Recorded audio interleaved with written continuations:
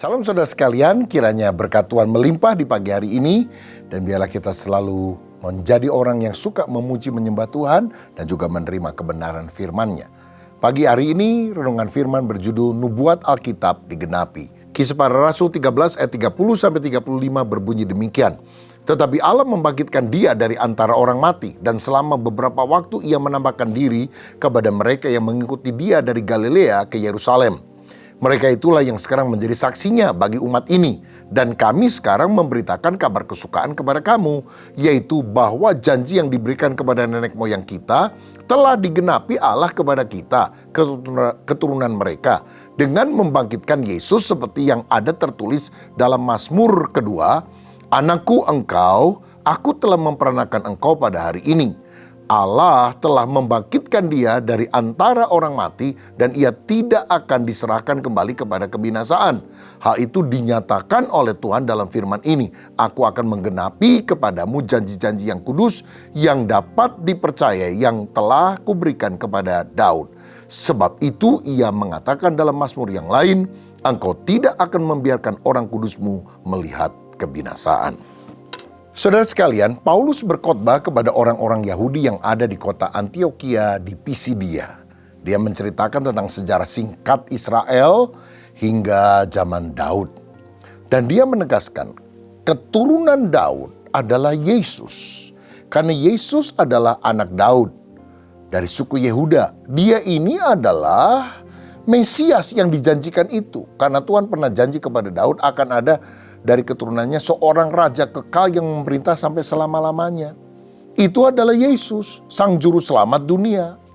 Jadi Yesus adalah penggenapan janji Allah yang telah disampaikan selama berabad-abad. Karena pada waktu manusia jatuh dalam dosa, Adam dan Hawa, maka ada janji awal, Kejadian 3:15, bahwa keturunan dari wanita ini akan meremukkan kepala ular, tapi ular itu akan memagut tumitnya. Jadi ada seorang yang lahir dari perempuan yang akan menghancurkan pekerjaan iblis walaupun dia akan mengalami sengsara yang luar biasa dari si iblis. Dan itu merujuk pada sang Mesias, juru selamat, yaitu Yesus Kristus. Saudara, jadi dalam khotbahnya Paulus itu selalu menyampaikan tentang Kristus. Karena memang Kristus harus menjadi pusat bagi khotbah kita, dalam pelayanan kita. Jangan orang kalau khotbah tentang dirinya, hebatnya dia, luar biasanya dia. Cuma aku. Loh, boleh kita memberikan kesaksian. Tetapi kesaksian itu adalah kesaksian tentang hebatnya Tuhan yang kami alami. Bukan hebatnya aku loh.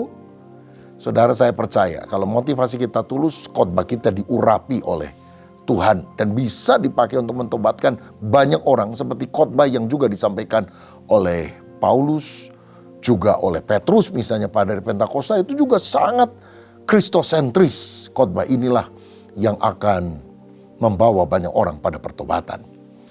Lalu kemudian Paulus menceritakan sebelum pelayanan Yesus yang adalah keturunan daripada Daud ini, ada seorang yang mendahului dia namanya Yohanes Pembaptis yang berbicara tentang pertobatan sampai baptisan. Yohanes Pembaptis ini juga sama menunjuk kepada Yesus. Karena Yohanes bilang, aku bukan Mesias, membuka tali kasutnya pun aku tidak layak. Tapi Yesus yang datang daripada aku, dia anak domba Allah yang mengaku dosa seisi dunia. Para nabi semuanya bernubuat tentang sang Mesias. Dan aku beritahu, Mesias itu sudah datang, namanya Yesus. Masalahnya para pemimpin Yahudi itu tidak terima. Bahkan dia minta tolong kepada Pilatus untuk membuat keputusan membunuh Yesus dengan cara disalib. Padahal dia nggak ada salahnya apa-apa. Sampai Pilatus cuci tangan. Tapi karena Pilatus juga mau cari aman, ya udahlah terserah begitu, saudara. Dan di ayat 30 dikatakan, Yesus kemudian memang mati disalib, tapi Allah kemudian membangkitkan dia.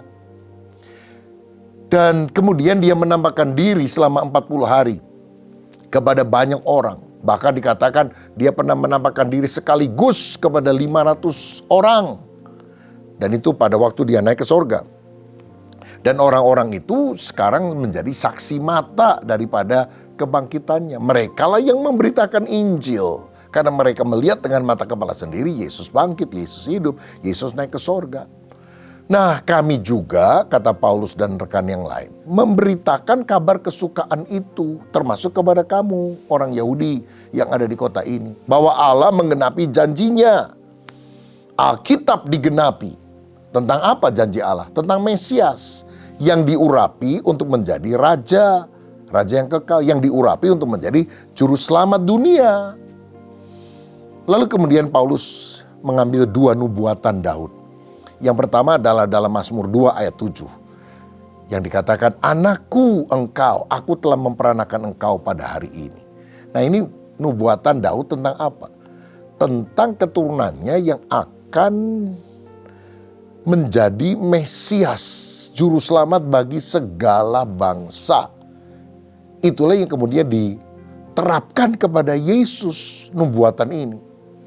Masalahnya sampai hari ini orang Yahudi menolak Mesias. Malah ada orang yang bilang gini, Mesias itu belum datang. Kalau dia datang, dia akan melakukan berbagai macam hal. Salah satunya, dia akan membangunkan kembali bait Allah di Yerusalem. Kalau ada orang yang bisa membangun kembali bait Allah di Yerusalem, kami akan sembah dia sebagai Mesias. Padahal kalau kita lihat di dalam Alkitab kita nih saudara, ada raja yang akan membuat perjanjian damai dengan Israel selama 7 tahun.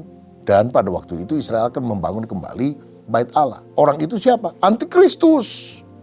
Yang setelah perjanjian damai 7 tahun itu, pada pertengahan masa itu 3,5 tahun, dia akan menghentikan korban sembelihan, seluruh tata cara yang dibangun lagi di bait Allah, dan dia minta disembah sebagai Allah. Oh, waktu Yesus datang ditolak, nanti Antikris datang diterima. Inilah penyesatan terbesar.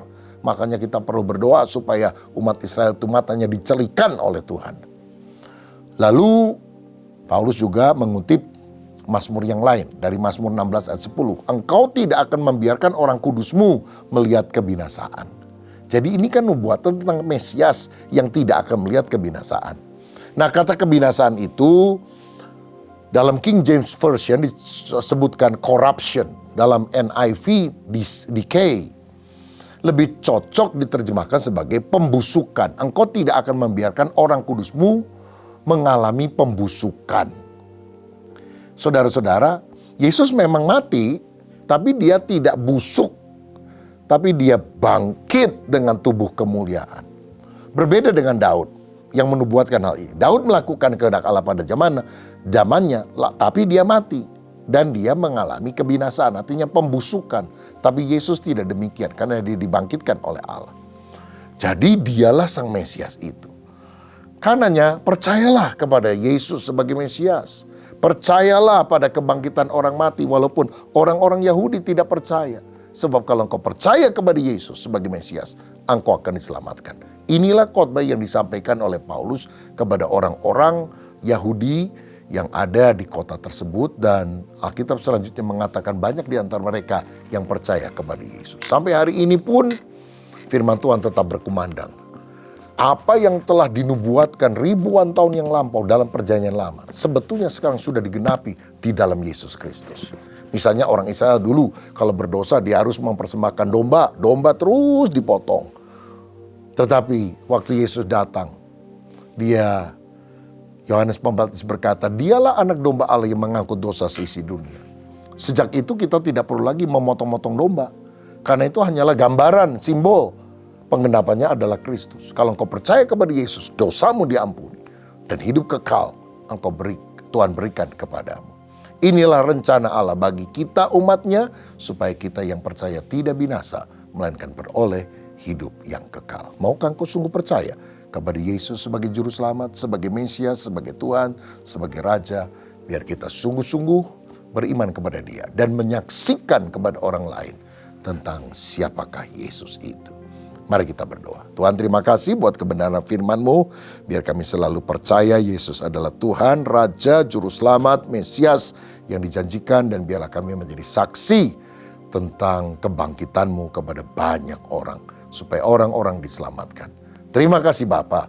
Jamah setiap anak-anak-Mu dengan pergumulannya masing-masing. Kalau kami percaya Yesus itu Raja di atas segala raja. Apapun bisa diselesaikan oleh kuasa Tuhan. Tapi lebih daripada itu, biar kami selalu menundukkan diri, taat kepada ketuhanan Kristus.